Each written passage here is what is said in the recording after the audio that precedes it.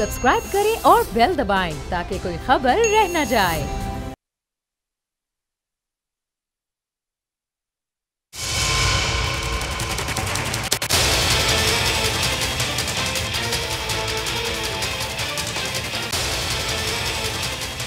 अस्सलाम वालेकुम नाज़रीन, आप देख रहे हैं प्रोग्राम बस बहुत हो गया। मैं हूं किरण नाज। तमाम मुसलमानों को प्रोग्राम बस बहुत हो गया और बोल न्यूज़ की पूरी टीम की तरफ से ईद की बहुत बहुत मुबारकबाद। हुज़ूर अकरम सल्लल्लाहु अलैहि वसल्लम जब मदीना तैयबा तशरीफ़ लाए तो अहले मदीना साल में 2 दिन खुशी के तौर पर ईद मनाया करते थे। आपने फरमाया ये कौन से दिन हैं? लोगों ने अर्ज़ किया जाहिलियत में हम लोग इन दिनों में खुशियाँ मनाया करते थे।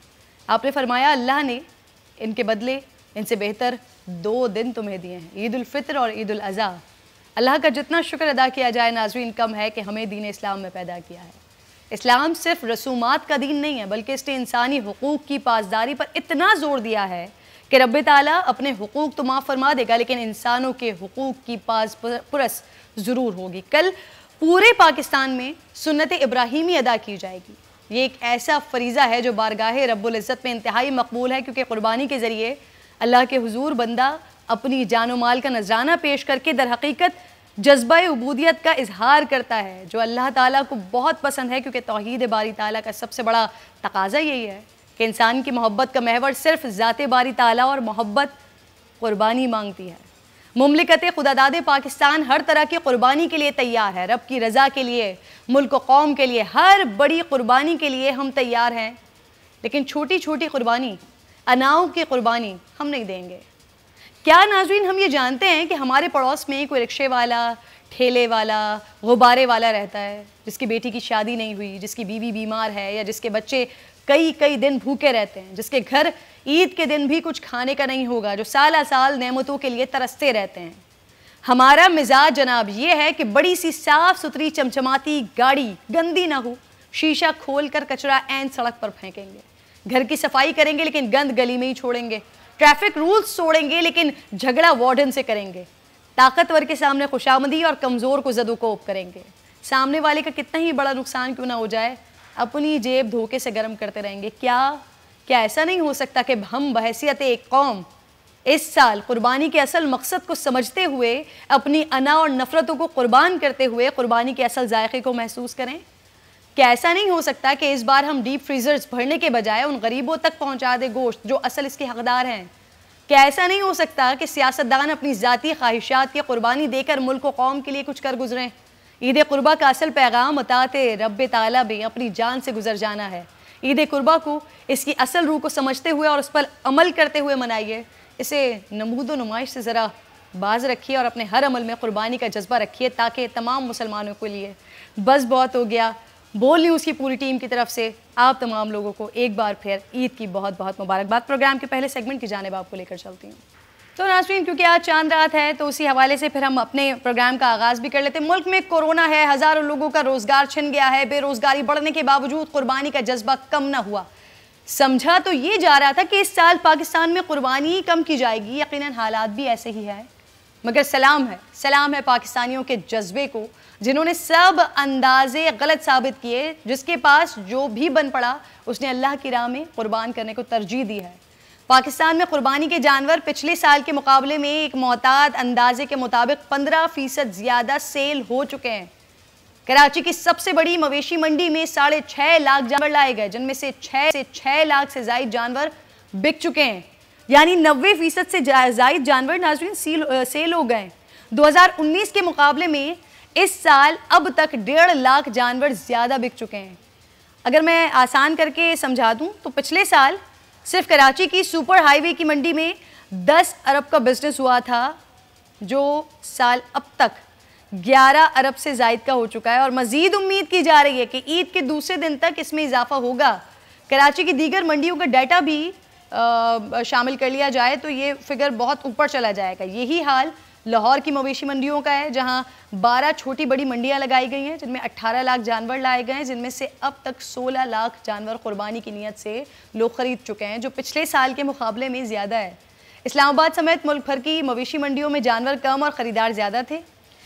इस वक्त मंडियों की सूरत हाल क्या है ये भी आपको दिखाऊंगी, लेकिन सबसे पहले बात है, मेरे साथ प्रोग्राम में मौजूद हैं कराची सुपर हाईवे मवेशी मंडी के तर्जुमान यावर चावला और Lahore metropolitan officer regulation Zubair Bhutto साहब मेरे साथ मौजूद हैं। लेकिन पहले यावर आपकी जानब मैं आती हूँ कि हम अंदाजे ये लगा रहे थे और महसूस ऐसा हो रहा था कि इस वक्त मईशत का पहिया जाम है, सब कुछ रुका हुआ है, तो शायद कुर्बानी उस तरह से ना हो पाए। लेकिन ये क्या कि 15% ज़्यादा सेल हो चुके हैं अब तक जानवर, और मजीद ऑब्वियसली माशाल्लाह फिगर बढ़ेगा जब ये पहले और दूसरे दिन को भी हम देखेंगे। तो बहुत शुक्रिया आपका बोल न्यूज़ का किरण। सबसे पहले तो हज की मुबारक हो आपके तमाम सामीन को, और आपने जैसे कहा कल ईद है तो ईद की भी बहुत बहुत मुबारक हो। दूसरी बात ये कि आप इतनी रूहानी बातें करती हैं कि आदमी उसमें जो है वो महजूज होते हैं। आपने सारी बातें कुर्बानी से, सुन्नत इब्राहिमी से रिलेटेड सब बातें कर दी कि हमें किन बातों का ख्याल करना है। अब थोड़ा मंडी के ऊपर भी आपने सारे फिगर्स दिए कि ये पहले से ही कुछ वैसे अगर आप देखें तो सब लोग ये सोच रहे थे कि इस दफ़ा कोविड की वजह से कुर्बानी कम होगी, लेकिन हमने इस बात को पहले ही असेस किया। आप ये कहेंगे, आप, मैं, हम फ्रॉम डे फर्स्ट साथ हैं, और हमने इस मंडी को लगाने के लिए बहुत स्ट्रगल की कि ये मंडी लगनी चाहिए। एक सुन्नत इब्राहिमी एक हकीकत है जो लोगों ने अदा करनी है, और हमें उनके लिए असबाब पैदा करने हैं। ये रियासत की जिम्मेदारी है कि तमाम SOPs के साथ, तमाम तर चीज़ों के साथ अवाम को सहूलत प्रोवाइड करे ताकि वो सुन्नत इब्राहिमी अदा कर सकें। तो ये टॉपिक रखते हुए हमने बहुत स्ट्रगल की, आपने और हमने मिलके की, और हमने इस तमाम अरबाब इख्तियार को इस बात पे कायल किया कि ये मंडियाँ लगनी चाहिए और मंडी प्रॉपर SOPs के साथ लगनी चाहिए। फिर उसके बाद हमने इसके अंदर, अब आप ये देख लें कि पिछले साल से इस साल का टर्नआउट ज़्यादा है, क्योंकि मुसलमान का ईमान था कि जब मैं सदका खैरात और कुर्बानी करेंगे तो हमारी बलाएं टलती हैं और हम अपने रब को राज़ी कर लेंगे। तो ये बातें सब अपनी जगह पे थी। आपने कहा मईशत का पहिया बिल्कुल चला। बेरोज़गारी के इस टाइम के अंदर 50,000 घर जो इस मंडी से मुंसलिक थे, उन लोगों को रोज़गार मुहैया हुआ। उनसे आगे कितने लोग इसके साथ रिलेट करते हैं। ये सुन्नत इब्राहिमी अल्लाह ताला की तरफ से हम मुसलमानों के लिए एक नेमत है। बेशक इससे मईशत का पहिया भी चलता है, हर छोटे छोटे कस्बे और गांव तक ये पैसा पहुंचता है। ऑब्वियसली बिल्कुल आप दुरुस्त फरमा रहे हैं। मैंने खुद भी वहां पर आके देखा था ये सब कुछ। यावर, आप कह रहे हैं कि हम पहले से ही ये अंदाजा लगा रहे थे, तो कुछ परसेंटेज में आप मुझे बता सकते हैं कि 2019 के मुकाबले में 2020 में ये रेशो कितना ऊपर गया है? देखिए, मैं आपको बताऊं कि लास्ट ईयर 4,92,000 जानवरों की खरीदो फरोख्त हुई थी मवेशी मंडी सोराबकोट पे। इस साल हम 600+ पे क्रॉस कर जाएंगे। तो इट्स मीन कि ये 15 to 20% मतलब अगर आप बिल्कुल रेशनल रह के भी बात करें तो 15 to 20% ज़्यादा कुर्बानी होगी। देखिए, कुर्बानी वैसे इस कराची के शहर के अंदर मैं समझता हूँ कि मोर देन 15 लाख से ज़्यादा जानवरों की कुर्बानी होती है। जी 6.5 लाख आपके पास यहाँ पर मवेशी मंडी में आता है और फिर दीगर मंडियों में आ रहा होता है। लाहौर से भी मेरे साथ मौजूद हैं ज़ुबैर भुट्टो साहब, मैं उनकी जानिब भी चलती हूँ। ज़ुबैर साहब, मुझे बताइएगा सर, लाहौर में इस साल मवेशी मंडी में से टर्न आउट कैसा रहा है अब तक? इस साल जो मंडियां हैं इनमें जो मैंने ऑब्जर्व किया है, जो मेरी ऑब्जर्वेशन है, मैंने 12 की 12 मंडियों को विजिट किया है और तकरीबन मैं डेली जो है ना इनको चेक करता रहा, देखता रहा। जो पहले दिन थे उसमें तो कम गाहक आते थे, लेकिन आखिरी जो जब ये स्मॉल लॉकडाउन आया तो उसके बाद जो है ना एकदम जो है ना गाहक जो है खरीदार जो है इन मंडियों में बहुत ज्यादा आ गए। ज़ुबैर साहब, मेरे नाम से कुछ बता सकते हैं लाहौर की तमाम मंडियों में अब तक कितने जानवर बिक चुके हैं सर? इस साल जो मैं मंडी मवेशियां मैंने लगाई हैं, 12 मंडी मवेशियां, इनमें 18.5 लाख जो है ना एनिमल लाए गए हैं, बड़े और छोटे जानवर मिलाकर जो है ना 18.5 लाख उनकी फिगर हमारे पास मौजूद है। और ये 18.5 लाख जो जानवर हैं उसमें से 90% जो है ना इस वक्त तक इन मंडियों में सेल हो चुके हैं। एक जानवर की जो बकरे की कीमत मैं बताऊं तो वो ये है कि 20,000 से लेकर जो है ना बकरा जो है ना 3 लाख 2.5 लाख तक बिका है। और जो बड़ा जानवर है वो बछड़ा जो है उसकी जो है ना प्राइस 60,000 55,000 से लेकर जो है ना 30 लाख तक भी थी। जो हमारे पास लखुडैर मंडी है वहाँ बड़े जानवर का बहुत ज्यादा जो है ना रश था, वहाँ बड़े कीमती जानवर भी आए हैं। इसी तरह सगिया मंडी में बड़े कीमती जानवर आए हैं। और इन मंडियों में जो गाहक आए हैं, खरीदार आए हैं, वो एक गाड़ी में अगर एक ने बकरा लेना था तो तकरीबन 3 या 2 जो है ना हम एवरेज लगा लें, ये लोग आते थे। इस तरह जो है ना इस वक्त तक इन मंडियों में तकरीबन जो है ना 40 लाख के करीब जो है ना लोगों ने मंडियों को विजिट किया है और अपनी खरीदारी की है। इसमें जो लोगों को रोजगार मिला है उसमें थोड़ी सी मैं वजाहत कर दूं कि एक तो ये है कि जो जानवर पालते हैं देहात से जो है ना, खासतौर पर साउथ जो पंजाब है उसमें से राजनपुर, डेरा गाजी खां, लिया, इन अजला से जो है ना ये बकरे लेकर आते हैं। इसके अलावा जो बड़ा जानवर है हमारे पास फैसलाबाद है, इसके अलावा जंग है, उकाड़ा है, साहिवाल है, ननकाना है। इन इलाकों से जो है ना ये लोग बड़े जानवर लेकर आते हैं। ये बड़े जानवर भी जो है ना सारे सेल हो रहे हैं। छोटे जानवर भी जो बकरे हैं वो तो बिल्कुल जो है ना काफी हद तक सेल हो गए हैं और वो लोग अपने बेचकर जो है ना वापस भी चले गए। जब मैंने उनसे पूछा साथ का बाद से लोगों से सवाल किया तो उन्होंने कहा जी हमने 200 बकरे लाए थे और दो सारे जो है ना बिक गए और बड़े खुश जा रहे थे कि उनकी जो मार्जिन था प्रॉफिट का, मतलब किसी को जो है ना 15,000 बच रहा है, किसी को 20,000 बकरे के पीछे बच रहा है, किसी को 25,000 भी बच रहा है। जो उनका जो खर्चा है खरीदारी का और उसके बाद उनकी जो फीड है वो सारी निकाल कर उनको जो है ना अच्छे पैसे बच गए हैं। इसी तरह मंडियों में जो चारे वाले लोग हैं उनको भी जो है ना एक रोजगार मिलता है। जो ये लोडर रक्शे होते हैं जो एनिमल जो है ना एक से दूसरे जो है ना जगह पर पहुंचाते हैं, ट्रक वाले होते हैं जो खरीदार के साथ जो है ना उसके घर तक जो है ना एनिमल ट्रांसपोर्ट करते हैं। इसी तरह जो है ना जानवरों को सजाने वाले हैं। इसी तरह वहाँ जो है ना छोटी मोटी जो खाने पीने की दुकानें हैं, इन सारे लोगों को जो है ना इन मंडियों में जो है ना रोजगार मिला है। ये 15 दिन की एक्टिविटी जो है थी 16 जुलाई से सर बड़ा किरदार इसने अदा किया है मईशत के पहिए को चलाने में। मुझे ये 2019 से अगर हम इसे कंपेयर करें तो इस साल पिछले साल के मुकाबले में कितनी ज्यादा सेल हुई है? ये एक तो ये है कि पॉजिटिव ये चीज है कि मंडियों में की तादाद ज्यादा थी, जानवर भी ज्यादा आया। पिछले साल से जो है ना ये जानवर इस साल जो है ना ज्यादा आए हैं। 18.5 लाख जानवर लाए गए हैं और इनको जो है ना मंडियों में खुली जगहों पर हमने स्पेस दी।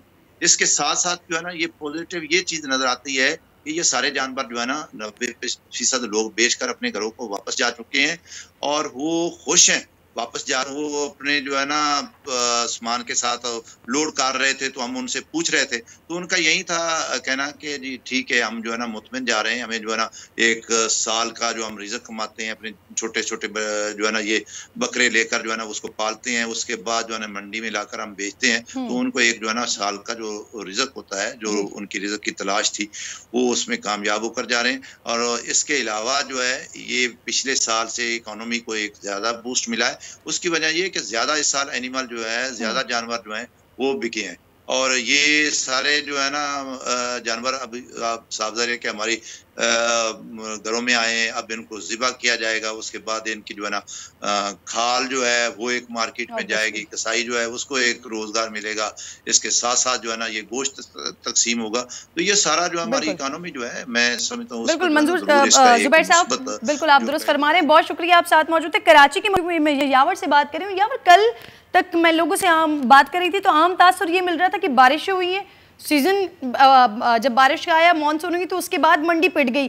ये फैक्टर है क्या? मजीद जो सौदे बने या फिर मजीद 15-20% ज्यादा जो सेल हुई है उसमें एक फैक्टर ये भी है या अभी तक मंडी चढ़ी हुई है, कीमतें हाई हैं और उसके बावजूद भी लोग खरीदारी कर रहे हैं? अच्छा, मैं आपको थोड़ा सा किरण बताऊं कि ये नॉर्मल फैक्टर है। ये हर साल जो लास्ट के एक वीक होता है इसके अंदर मंडी की प्राइसेस डाउन आती हैं।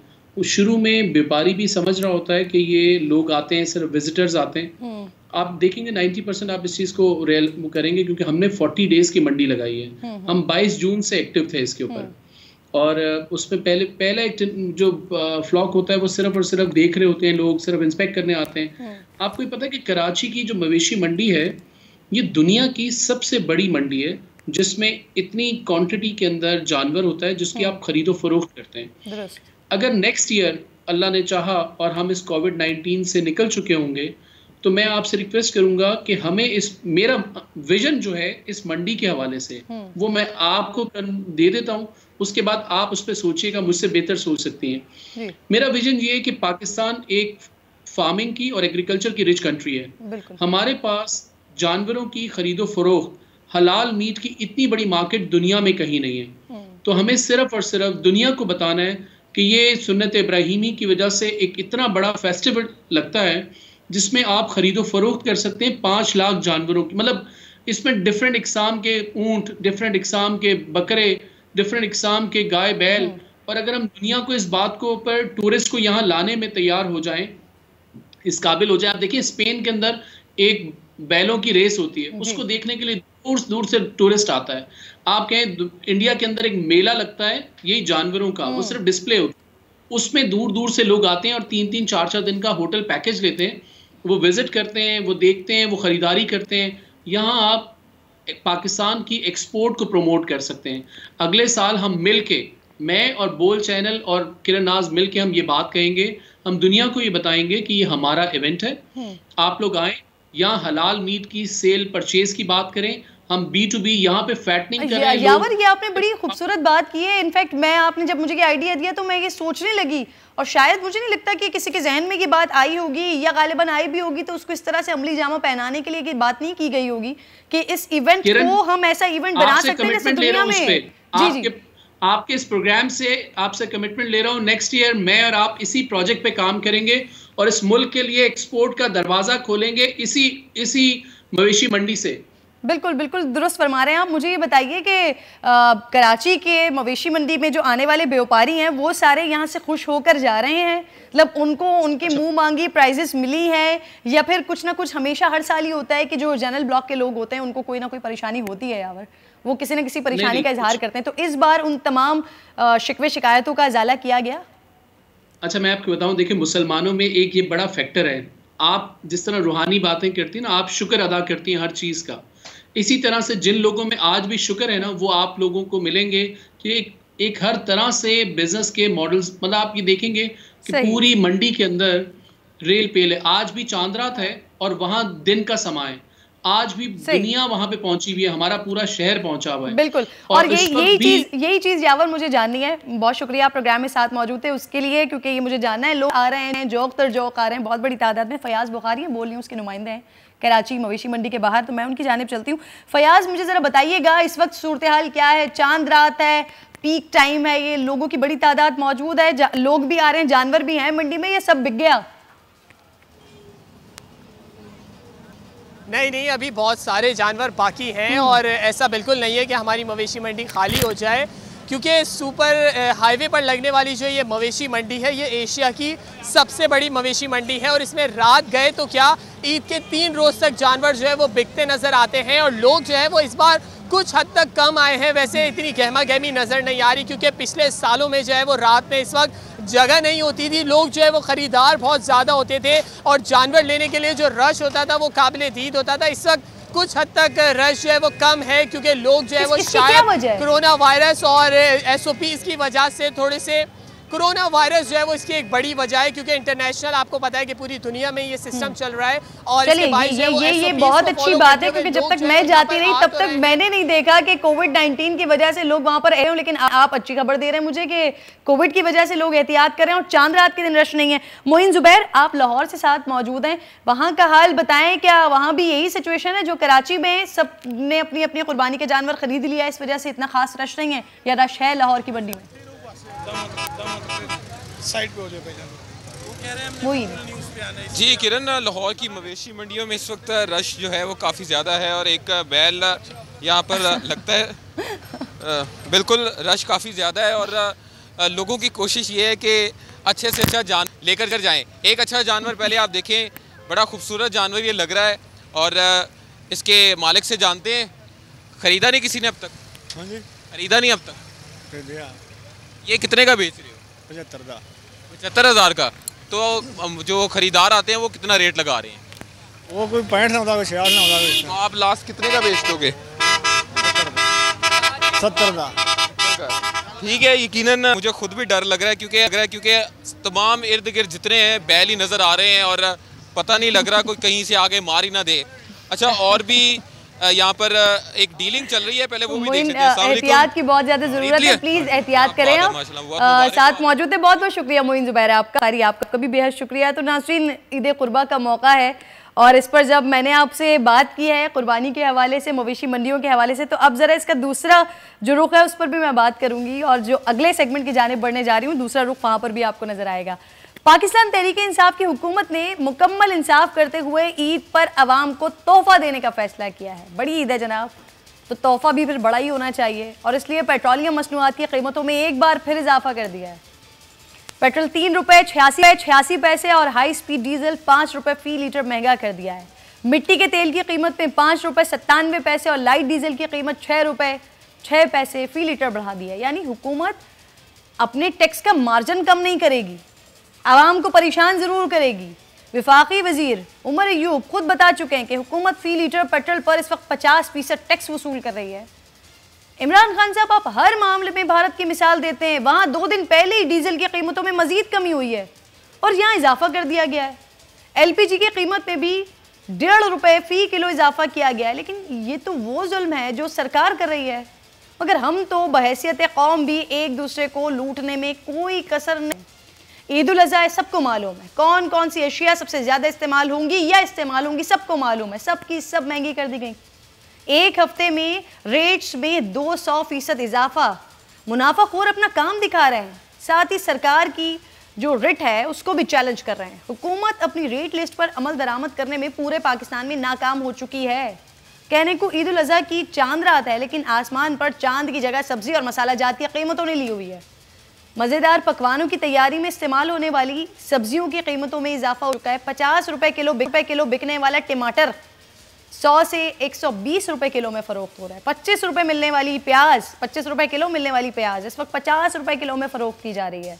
मंडी में 370 रुपये किलो मिलने वाली अदरक बाजार में इस वक्त कीमतें ज़रा सुनते जाइए 550 रुपये फ़ी किलो में फ़रोख्त हो रही है। 200 रुपये किलो बिकने वाला लहसुन 320 रुपये में फ़रोख्त हो रहा है। छोटी हरी मिर्च ये 120 से बढ़कर 200 रुपये किलो हो गई है। आलू 20 रुपये इजाफे से 60 से 70 रुपये फ़ी किलो। 100 रुपये किलो मिलने वाला लीमू इस वक्त 180 रुपये। हरे धनिए की गड्डी 20 और पुदीने की गड्डी 10 रुपये में मिल रही है और हुकूमत लंबी तान कर सो रही है। और ये तमाम चीज़ें बताने का मकसद नाज़रीन ये है कि ये रेट लिस्ट हमारे पास, हमें भी पता होता है कि किसकी कीमत क्या थी और अब किस वक्त कैसे बिक रही है।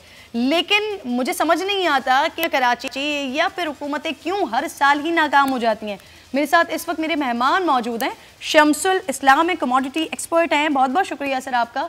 बताइएगा सर, एक हफ्ते के दौरान कितने फ़ीसद इजाफा हुआ है? पूरे पाकिस्तान में कीमतें कंट्रोल करने में नाकाम क्यों हो जाते कमिश्नर कराची भी, हुकूमतें भी, क्यों सर? देखें, अभी जो डेटा रिलीज़ हुआ उसमें तो उन्होंने बताया कि 0.3% जो है 1 वीक का इंक्रीज़ हुआ है। लेकिन अगर आप देखें ओवरऑल, अगर आप देखें एज ए कंज्यूमर तो आपको नज़र आएगा कि जी आलू, टमाटर, गोभी, आपकी जो दूसरी सब्जियां इन तमाम की कीमत तकरीबन ऑलमोस्ट डबल हो चुकी है।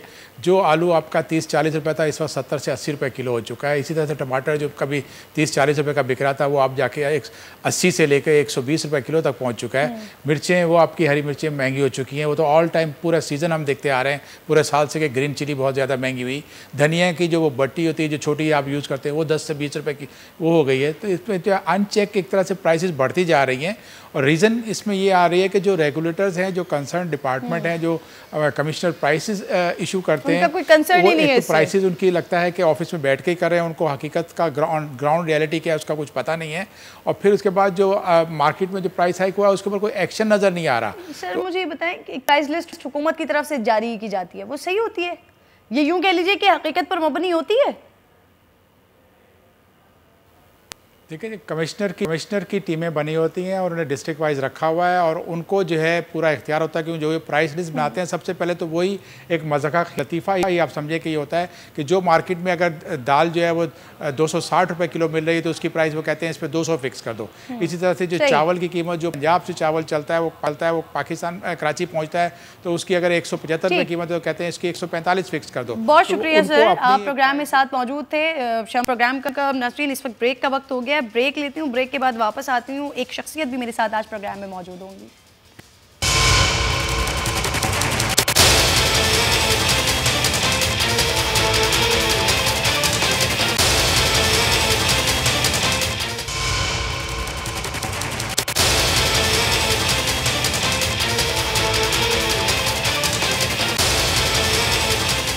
वेलकम बैक उनसे की नाज़रीन। क्योंकि मौका आज ऐसा है, चांद रात है, तो इस हवाले से मुझे प्रोग्राम में इस वक्त राबी पीरज़ादा ज्वाइन कर चुकी हैं, मारूफ नात खां हैं, मैं उनको खुशामदीद कहूँगी। राबी, सबसे पहले तो चांद की मुबारकबाद, ईद की मुबारकबाद। ये मैं आपसे पूछूंगी किस जानवर की कुर्बानी करने जा रही हैं, मुझे ज़रा अपने बारे में कुछ बताएं। सबसे पहले आपकी फैमिली के बारे में मैं जानना चाहती हूँ, आपके वालिद क्या करते थे, आपका सिंगिंग तक का सफ़र कैसे तय हुआ। सबसे पहले तो ज़रा अपने बारे में बताइए राबी। हमारे घर में बचपन से बहुत ज़्यादा ईद का शौक था, स्पेशली हालांकि ईद ही नहीं मिलती थी बड़ी ईद के ऊपर, लेकिन बड़ी ईद का स्पेशल शौक होता था। इवन कि हमें पता होता था कि इस दफ़ा ईदी का कोई चक्कर नहीं है, लेकिन बकरों का ख्याल रखना, उनको बाहर फिराना, और मुझे चूँकि जानवरों से बड़ा शौक है। अगर आपको लगता है कि सिर्फ सांप, शेर या मगरमच्छ ये चॉइस है मेरी एनिमल्स की, no that's not true. When I was a kid I used to love goats, और फाइनली अब मैंने दोबारा से गोट्स रखनी शुरू की हैं। और सिंगिंग का मुझे शौक जो था वो बचपन से ही था। I think I was, because I am not a singer anymore, I was once a singer. और मैं ड्रम से लेके, कीबोर्ड से लेके, गिटार से लेके ऑलमोस्ट सारे इंस्ट्रूमेंट्स प्ले करती थी, और मैं अपने कॉन्सर्ट्स पे भी ये करती थी। But I don't pursue music any more, अल्हम्दुलिल्लाह, I am very happy like that. और अब जो मेरी हमद आती हैं वो विदाउट म्यूज़िक होती हैं, और आप यकीन करें कि जब मैंने म्यूज़िक को छोड़ा और मैंने बगैर म्यूज़िक के कुछ पढ़ा या गाया, तो उससे मुझे अंदाज़ा हुआ कि असल मौसीकी जो है वो क्या है। राबी, आपके नाम के साथ ना पता लगा हुआ है, क्या आपकी फैमिली दीनी घराने से ताल्लुक़ रखती है या बस यूं ही नाम के साथ लगा हुआ है? जो मेरी फैमिली है वो तो बहुत माशाल्लाह ज़्यादा रिलीजियस है। मैं नहीं थी दरमियान में, I was kind of a rebellious person. और जो पीरज़ादा हमारा जो नाम है, हम लोग श्रीनगर कश्मीर से बिलोंग करते थे, और वहाँ पर जो इंडिया और पाकिस्तान के मुसलमानों की जो पहली Jammu and Kashmir Muslim conference हुई थी वो मेरे परदादा ने कराई थी। और वी हैड बीन, हम हैं तो बहुत रिलीजियस, लेकिन हमारा जो काम था वो we were actually the freedom fighters for Kashmir. और उसके बाद जो मेरे दादा थे वो he was an forest officer, then my father served in army.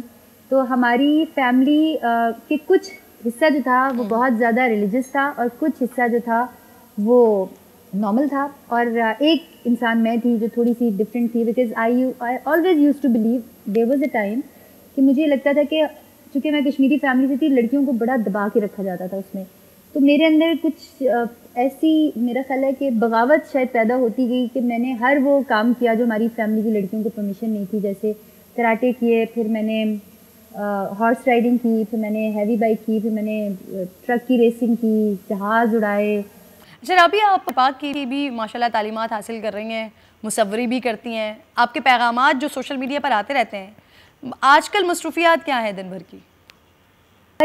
मेरी आजकल की जो रूटीन है वो, एक तो मैं ऑनलाइन कुरान पाक लिखने जा रही हूँ। उसके लिए मैंने सीएम साहब को और मैंने इमरान खान साहब को बोला कि आप टिकटॉक स्टार्स को बुलाते हैं, आप उनको इतना प्रोटोकॉल दें। मुझे कुछ प्रोटोकॉल नहीं चाहिए, ना ही मेरी शक्ल नज़र आती है कुरान पाक लिखते हुए। आप देखेंगे तो कैलीग्राफी के अंदर या मेरी बहुत सारी पेंटिंग्स के अंदर, हाँ कभी कभी ऐसा होता है कि मेरा फेस नज़र आ जाता है, बट मेरे जो हाथ हैं, स्पेशली जो मेरी फिंगर्स हैं, तो सब लोगों को याद हो गया कि मेरी जो इंडेक्स फिंगर है वो सबसे बड़ी है। ये जो मेरी पहली उंगली है, शहादत की उंगली, वो सबसे लंबी है, ये अल्लाह की तरफ से ही है। तो अब लोगों को मेरे हाथ अल्हम्दुलिल्लाह याद हो गए। तो मैंने उनसे सीएम साहब से भी ये रिक्वेस्ट की थी कि आप सिर्फ इसको इतना मुझे स्पॉन्सर करवा दें, अपनी टीम से करवा दें, Guinness book of world record तक जा सकते हैं, हम इतना बड़ा काम करें। तो मैंने सिर्फ एक रिक्वेस्ट की थी गुज़ार साहब से और इमरान खान साहब से कि जो मैं लिख रही हूँ ना, उसकी मुझे ट्रांसलेशन और उसकी मुझे एक प्रॉपर रिकॉर्डिंग करवा दें, और इस चीज़ को निकालेंगे। पाकिस्तान में अच्छा काम भी हो सकता है। पाकिस्तान के अंदर सिर्फ बच्चों के अब्यूज़ या मर्डर्स नहीं होते, पाकिस्तान के अंदर सिर्फ गंदी साइड्स देखने वाला ये मुल्क नहीं है, उसके अंदर अच्छी चीज़ें भी हो रही हैं। लेकिन अब जब मैं इस जगह पर आई, मुझे एहसास हुआ कि जानकर इस बात को पाकिस्तान में इग्नोर किया जाता है, गवर्नमेंट लेवल पर, सोशल मीडिया लेवल पर। There I give credit to Bol कि आप लोगों ने हर अच्छी चीज़ को सामने लेकर आए अल्हम्दुलिल्लाह, लेकिन पाकिस्तान के अंदर अच्छी चीज़ सामने नहीं आती। अब देखें, मैंने एक अदनान समी के बारे में एक ट्वीट कर दी, मेरा उस दिन दिल दुखा, मैंने कहा यार ये किस किस्म के लोग बातें कर रहे हैं, तो मैंने एक ट्वीट कर दी। अब उसके मेरा ख्याल है हार्डली 3 मिनट में मुझे बॉर्डर पार से अदनान समी का रिप्लाई आ गया, हार्डली 3 मिनट बाद। और हार्डली 30 मिनट बाद वो इतनी वायरल थी कि आप कोई भी सोशल मीडिया उठाए या कोई भी चैनल खोलें तो राबी पीरज़ादा ने अदनान समी को ट्वीट कर दी। Agreed, you saw that. जब मैंने वही ट्वीट मैंने इमरान खान को की और उस्मान बुज़दार को की कि खुदा का वास्ता है, एक पाकिस्तान के अंदर एक अच्छा काम हो रहा है, कुरान पाक एक इंसान या एक लड़की, चलो वो हार्डली बड़ा मुश्किल होता है लड़कियों के लिए भी क्योंकि बहुत मेहनत का काम है, ये 3 साल का प्रोजेक्ट है और ये हमारी मस्जिद नबी में भी बात हो गई है, हम उधर रखवा भी रहे हैं, तो it's kind of a blessing for your country कि आप अच्छी चीज़ें भी लेकर आएँ। ऑल साइलेंस, कोई बात ही नहीं करता। अच्छा, बड़ी बात है। मुझे ये बताइए पराबी, आपके पीछे जो पेंटिंग्स नज़र आ रही हैं आपने बनाई हैं ये, और इसे सेल भी करती हैं क्या या बस ऐसी शौक में बनाया हुआ है? मुझे इंडिया की आर्ट गैलरी ने ये जो चाचा की पेंटिंग है, ये 65 लाख पाकिस्तानी रुपीस की, they offered me this painting. India से मुझे ऑफर हुई थी। We have all the image, we have all the proof. मैंने उसके बाद फिर इनके जो पाकिस्तानी आर्ट्स काउंसिल वालों को कांटेक्ट किया। मैंने कहा भाई मैं इंडिया को नहीं देना चाह रही हूँ, मैं पाकिस्तान की आर्टिस्ट हूँ, लेकिन खामोशी। आई मीन सीरियसली, आप लोग, मुझे नहीं समझ आती कि आप उस्मान बुज़दार के सीएम साहब की तरफ से, मुझे एक दिन मेरी मैनेजर, मेरे पास तो फ़ोन होता ही नहीं है, मेरी मैनेजर को फ़ोन आया कि उन्होंने कोई पेंटिंग बनवानी है। मैंने कहा चलो शुक्र है गवर्नमेंट को भी कुछ होश आया। उन्होंने प्राइसेस पूछी, मैंने कहा जी वेबसाइट के ऊपर मेरी आधी ज़्यादा पेंटिंग्स तो सोल्ड आउट है। मैंने वो भेजी एंड देन मुझे लगता था कि वो वही टाइम था, वो जब ट्वीट्स का टाइम था कि लोगों को पाकिस्तानी आर्टिस्ट हो रहे थे, वो जैसे ही वो टाइम खत्म हुआ गवर्नमेंट ने कहा यार people are not looking at this is what we are doing to our own art and culture. अभी मैं आपको बताऊं कि इंशाल्लाह ये मैंने सिर्फ साबित करने के लिए, एक दफ़ा साबित करने के लिए, ये मैं आपको पहली दफ़ा बोल के ऊपर मैं आपको बता रही हूँ, मार्क माई वर्ड, शायद आपको ये मेरा जो ये वाला इंटरव्यू का पार्ट है बाद में चलाना चाहिए। 1 साल आई एम हियर, 1 साल, जिस दिन ये कोविड-19 का प्रॉब्लम ख़त्म हुआ, अगर मुझे पाकिस्तानी गवर्नमेंट ने सपोर्ट नहीं किया, पाकिस्तानी अवाम मुझे बहुत प्यारी है, वो मुझे हर वक्त सपोर्ट करते हैं और इतना सपोर्ट करते हैं कि एट टाइम्स तो मैं परेशान हो जाती हूँ। मैं कहती हूँ अल्लाह इतनी सपोर्ट किसी को नहीं मिली अल्हम्दुलिल्लाह। लेकिन अगर 1 साल से कम अरसे में you can make it like साल ही वैसे हो जाएगा, ये जो कोविड का ये सारा क्लियर होते होते, अगर मुझे मेरी गवर्नमेंट ने, आर्ट्स काउंसिल ने इस आर्ट के लिए सपोर्ट नहीं किया तो मैं अपना आर्ट लेके किसी और मुल्क में जाऊँगी, वहाँ की आर्ट गैलरीज में मैं अपना काम रखवाऊंगी, वहाँ पर मैं एक नाम बनाऊंगी and then I tell the government कि मैंने 1 साल आप लोगों को टाइम दिया और मैंने 1 साल कोशिश की, पूरी कोशिश की कि खुदा का वास्ता होश कर लो। आई अगेन चैलेंज यू, जितनी कायदे आज़म की और अल्लामा इकबाल की पेंटिंग्स आपके ऐवानों में, आपके ऑफिसेज में लगी हुई हैं, मुझसे पेंटिंग बनाएं। अगर वो पेंटिंग आपकी पेंटिंग से बेहतर नहीं हुई तो मेरे सामने माचिस लेकर उसकी आग लगा दो। नहीं राबी, आप पाकिस्तानी हैं और हम चाहते हैं और हम उम्मीद भी करते हैं कि यहीं से ही आपका टैलेंट आगे बढ़े। अब ज़रा ईद कुर्बान के हवाले से भी थोड़ी सी बात कर लेते हैं। मुझे बताएं ना, कौन सा जानवर कुर्बानी करती हैं, ईद कहाँ गुजरती है आपकी?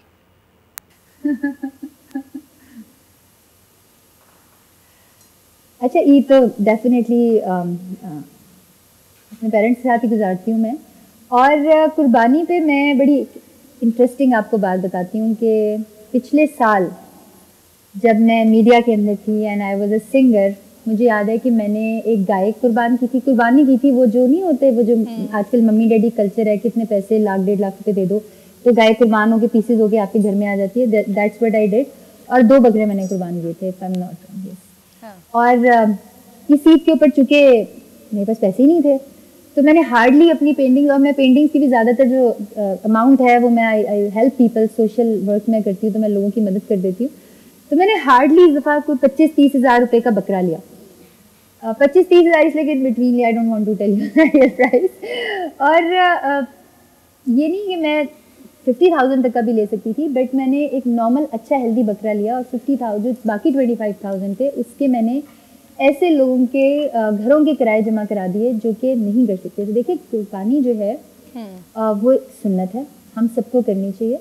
लेकिन जो हम, जैसे मैं शो ऑफ किया करती थी कि मैंने गाय की, मैंने 2 इतने बड़े बड़े बकरे किए, अगर मैं ये नहीं करूँगी इस साल, क्योंकि ये साल पेंडेमिक का ईयर था, इस साल देयर वाज कोविड-19। अल्लाह ताला आपकी कुर्बानी कबूल करे, अल्लाह ताला आपकी कुर्बानी करे, क्योंकि नियतें देखता है मालिक। तो ये बताएं, कुर्बानी होते हुए खुद देखती हैं? वैसे तो ख़वातीन का काम नहीं है, लेकिन कभी क्या कुछ छुरी वुरी भी फेरी है?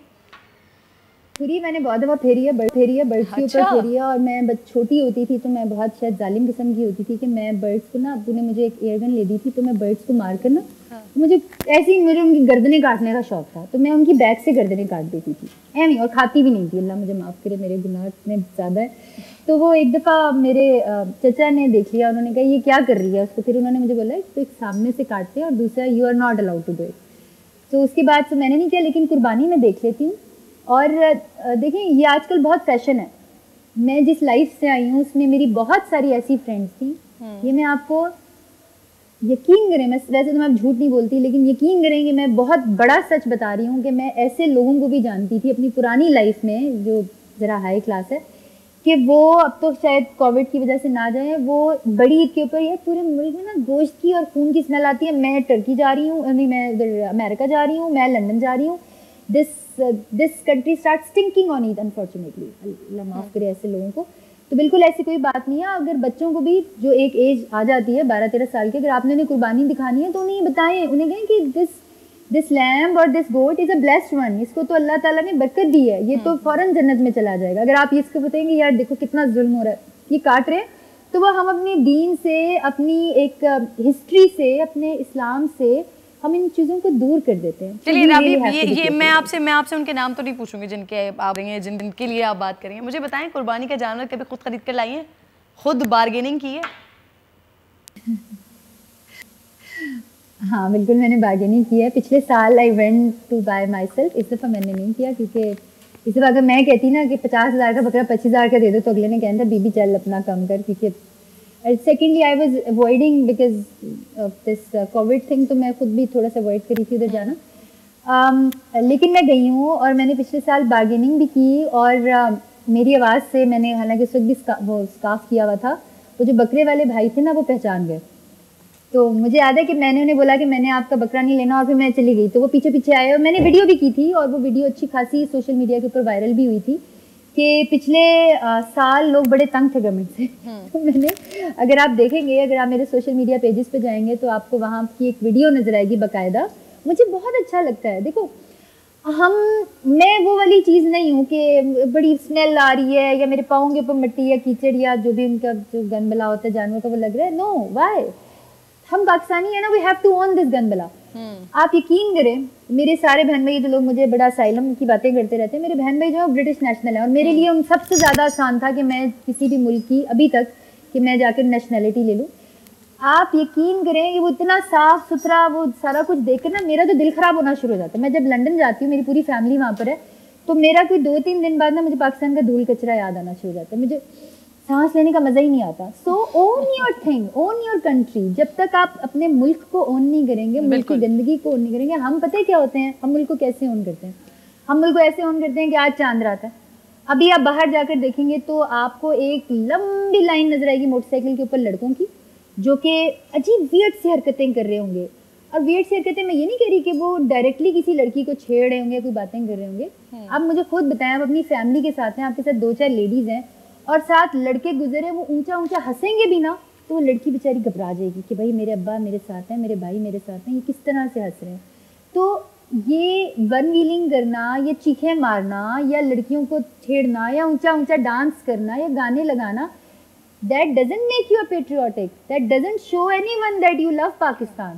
अच्छा, वैसे हम वाकई हम बड़ी अजीब सी सिचुएशन में रहते हैं, हम चीज़ों को ओन नहीं करते, जो गंद को साफ करने वाले हैं वो भी इस चीज़ को ओन नहीं करते, तो एक अजीब ही कश्मकश होती है। लेकिन राबी, आपने जैसे बताया, आप माशाल्लाह तमाम इंस्ट्रूमेंट्स भी बजा लेती हैं, नात ख्वानी आप करती हैं, सिंगिंग भी आप करती रहीं, कैलीग्राफी आप करती हैं, तो ये सब कुछ तो आपको आता है, खाना वाना बनाना भी आता है? ईद पर कोई मीठा वगैरह कुछ बनाती हैं? अच्छा, ये क्वेश्चन मेरे से पहले भी बड़ा करते थे, और जब मैं जीन्स और टी शर्ट पहनती थी ना, तो तब तो मैं अगर कहती थी ना कि मुझे खाना बनाना आता है, तो वो they didn't used to believe, जैसे they didn't used to believe कि ये जो हाथ है वो राबी के है। अब तो मैं इस लिए में अब तो सबको कंफर्म हो गया भाई ये खाना ही बनाती होगी। मुझे पहले भी खाना बनाना आता था, मुझे अभी भी आता है, और अब तो खाना बनाना बड़ा आसान हो गया। मुझे याद है कि अभी कल अपनी आया जी को बोला, मैंने कहा जी मैं थोड़ी सी कैलीग्राफीज वगैरह कर रही हूँ, तो आप ना खीर बना दें। तो मेरी आया जी कहती है वो मुझे ना डब्बा मंगा दे खीर वाला। मैंने कहा केड़ी खीर होती है, यहाँ पर तो खाना बनाना अब कोई काम ही नहीं रह गया ना, अब तो मज़े के इधर इधर डब्बे शब्बे लेकर आए, उसको आप गोलें और आपकी चीज़ बन गई। हम जो खाना बनाते हैं ना, जो कश्मीरियों का खाना होता है, जैसे शबदेग वगैरह होती है, वो सारी सारी रात बनता है। जो खीर है, अगर आप ट्रू हमारे इलाके की खीर के बारे में बात करेंगे तो वो कोई 8-10 घंटे से पहले नहीं बनती। ये वो वाली खीर नहीं होती कि पैकेट डाला, उसको घुमाया, आधे घंटे में खीर तैयार होगी। आई am a very good cook, अल्हम्दुलिल्लाह। और ईद के ऊपर चूँकि ये ईद जो है, मैं इसमें थोड़ी सी एक उल्टा काम है कि इस ईद के ऊपर बहुत गोश्त खाया जाता है और हमारे बहुत ज़्यादा कश्मीरी गोश्त की बहुत ज़्यादा डिशेस होती हैं। तो मैं उसके साथ ना, मुझे बहुत शौक है शीर खुरमा खाने का और इस तरह की चीज़ें। तो मैं मीठे के बगैर मैं नहीं रह सकती हूँ। I am a very good cook as well, लेकिन मीठा जो है ना, नहीं। और फिर अच्छा खासा मीठा खाने के बाद फिर डाइट कंट्रोल करनी पड़ती होगी आपको। अच्छा मुझे बताएं कि बतौर नात खां ये आपकी पहली ईद होगी, फैंस का रिस्पॉन्स इसी तरह का है जैसे पहले हुआ करता था? अच्छा, पहले मैं आपको सच्ची बात बताऊं कि मैं जब भी कोई अपना गाना रिलीज़ करती थी, जब आपको कॉन्सर्ट के 8-10 लाख रुपए मिल रहे हैं तो आप 1 लाख रुपए निकाल देते हो, यार मैंने इसको बूस्ट करना है। तो मैं बूस्ट करती थी तो मुझे 1 मिलियन, 2 मिलियन, 3 मिलियन व्यूज़ आते थे। जब से मैंने नातें, हम कलाम पढ़ना शुरू किया है, मेरा ख्याल है कि मैंने इनके ऊपर कभी पैसे नहीं लगाए। और अगर आप मेरे सोशल, मैं तो कोई ऐसी हवा में थोड़ी बातें करती हूँ, मेरे सोशल मीडिया पे जाकर देखें कि मिलियंस में व्यूज़ हैं 1 रुपया लगाए बगैर। बिकॉज हम अच्छा देखना चाहते हैं, हमें अच्छा दिखाया नहीं जाता, हमें लोग अच्छा नहीं दिखाते। हमारे 90% जो ड्रामाज होते हैं वो एक्स्ट्रा मैरिटल अफेयर्स के ऊपर होते हैं कि फ़लाने देवर ने भाभी को छेड़ दिया, सास ने। मैंने जो आखिरी ड्रामा किया था जियो के लिए, नूर बीबी, अब वो कहेंगे राबी ने नहीं किया, जिसमें उस्मान पीरज़ादा ही मेरे फादर बने हुए थे और गौहर रशीद मेरे हस्बैंड थे और पता नहीं कौन मेरी, anyway that was the caste. तो उसके अंदर भी एक मैंने हालांकि बड़ा सोच समझ के वो किया था, उसके अंदर भी जो है ना, मेरी सास शक कर रही थी, जिनका खैर नाम भूल गया, कि मेरा और मेरे ससुर के साथ कोई बात है, उस्मान पीरज़ादा और गौहर रशीद मेरा हस्बैंड है। तो इस तरह के, जब आप इस तरह के टॉपिक्स के ऊपर आप ड्रामास बनाएंगे तो इज़न्ट इट ऑब्वियस आप अपनी जनरेशन, अपनी नस्ल को ख़राब कर रहे हैं। आप लोग क्यों नहीं होश में आते? अच्छा, अब बात की कि अभी मिलियंस में व्यूज़ होते हैं आपके सोशल मीडिया पर, हज़ारों में आपके फैंस हैं, मुस्तक़बिल में कभी इरादा है सियासत में आने का? पॉलिटिक्स के अंदर आने का मतलब ये है कि वो जो सांप शेर बिच्छू मैं सारे छोड़ कर आई थी ना, मैं उनके अंदर दोबारा जाके कूद जाऊँ, आओ मुझे काटो। नहीं, I don't want to be in politics. मेरे से चैलेंज करा लें आप, किसी में बड़ी सियासी पार्टी की बात नहीं करी जिन्होंने पेड वर्कर्स रखे हैं। अगर पेड वर्कर्स की बात नहीं है ना, तो हर शहर से मैं आपको बताती हूँ कि कितने लोग मुझे अभी भी फॉलो करते हैं, अल्हम्दुलिल्लाह। एक सियासी पार्टी से ज़्यादा मेरी फॉलोइंग है। बट मैं उस गन के अंदर क्यों चलूँ? मैंने अपने अल्लाह के लिए काम करना है, मैंने इंसानों के लिए काम करना है।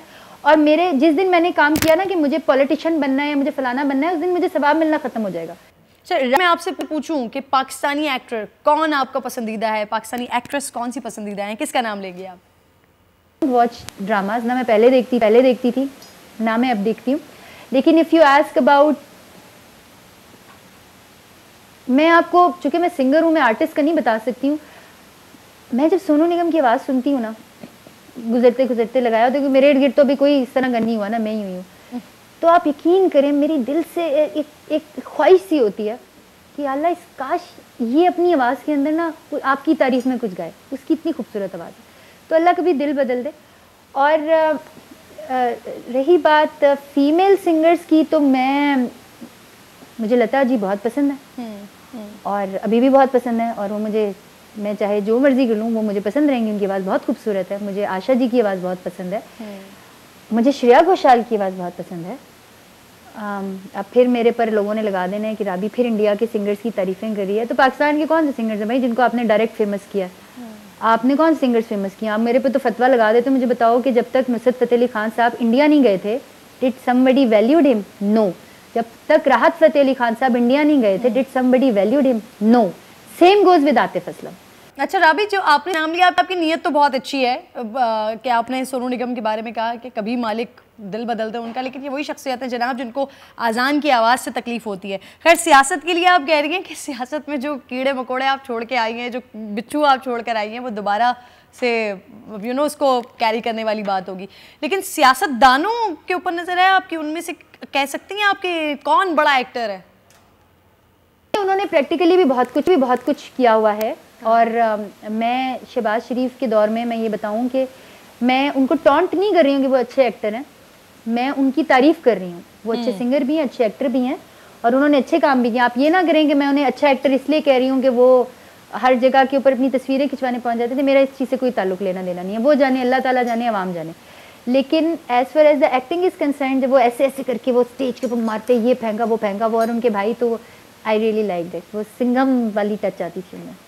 चलिए लेट्स सी कि जब अब ये सोशल मीडिया पर प्रोग्राम जाएगा और उसके बाद PMLN के जो कारकुनान हैं उनका क्या रिएक्शन होगा आपकी इस बात पर, और आपके अपने जो फॉलोअर्स हैं उनका आपकी इस बात पर क्या रिएक्शन होगा। राबी, आप हमारे साथ मौजूद हैं, आज चांद रात है, कल ईद है, माशाल्लाह नेक काम आप करेंगे, अच्छा काम आप करेंगे, तो मेरे नाज़रीन के लिए कोई खूबसूरत अपना आखिर में कलाम सुनाइए। कोई मांगने का सलीका सिखा दे, कोई मांगने का सलीका सिखा दे, मुझे समाए जुज़ो नदामत बना दे। नहीं आते कोई यादा बेगुलामी, न दिल की सफाई न चेहरा नूरानी, नहीं आते कोई यादा बेगुलामी, न दिल की सफाई न चेहरा नूरानी, नमाजें भी दुनिया की यादों में गुम है, जिदों पे सोचो कि है हुक्मरानी, हिर्सो हवस की सयाही मिटा दे, कोई मांगने का सलीका सिखा दे। राबी, बहुत खूबसूरत अशआर और बहुत खूबसूरत अदायगी जो आपने की, और आज आप एक खूबसूरत मौके पर हमारे साथ प्रोग्राम में मौजूद थी। जो आपका विजन है, जो आपकी बात है, वो बड़ी प्यारी है, जिसमें आपने कहा कि आपका जो आर्ट है, जो टैलेंट है, उसको एक बड़े पर्सपेक्टिव के साथ आगे बढ़ाया जा सकता है, इंटरनेशनल लेवल पर इसको लेकर जाया जा सकता है, लेकिन उसके लिए भी ज़रूरी है कि करने वालों की भी नीयतें हों। तो आपकी तरफ से एक छोटी सी रिक्वेस्ट मैं भी कर देती हूँ यहाँ से कि राबी पीरज़ादा अगर इतना खूबसूरत, इतना बेहतरीन काम कर रहे हैं तो यकीनन पाकिस्तान से ही, पाकिस्तान का ही टैग लगकर इनको आगे बढ़ना चाहिए, इनको आगे जाना चाहिए, और अगर इंटरनेशनल भी इनको रिकग्निशन मिलती है तो ये भी बहुत खूबसूरत बात होगी। बहुत बहुत शुक्रिया, आप प्रोग्राम में साथ मौजूद थी। हमारी ईद का और चांद रात का मज़ा आज आपने दोबारा कर दिया। और नाज़रीन जो आज का प्रोग्राम देख रहे थे, तो आप तमाम लोगों से ये रिक्वेस्ट है जो मैंने कल भी की थी, आज प्रोग्राम के आगाज़ में भी की थी, कि सुन्नत इब्राहीमी जो हम अदा करते हैं वो खलीलुल्लाह की सुन्नत है, और दिलों से नफ़रतें मिटाना ये रसूलुल्लाह की सुन्नत है। तो बहुत ही अच्छा हो जाए कि इस ईद पर कल जब हम कुर्बानी कर रहे हों तो अपनी अनाओं को भी कुर्बान कर रहे हों, और साथ साथ वो जो एक हमारी आदत है ना डीप फ्रीज़र्स भर लेने की, उसकी जगह इस बार कोविड-19 है, सूरत हाल मुख्तलिफ है, तो अगर हम उन लोगों का ख्याल करते हुए इस बार अपने डीप फ्रीज़र्स ना भरें, बल्कि कोशिश करें कि वो गरीब जो असल हकदार हैं उन तक उनका हक पहुंचा दें, तो फिर क्या ही बात है। और यकीन कीजिएगा कि ईद कुर्बा का मज़ा दोबारा हो जाएगा। इंशाल्लाह आपसे मुलाकात होगी ईद के तीसरे दिन। अपने मुल्क का बेहद ख्याल रखिए। अल्लाह निगहबान।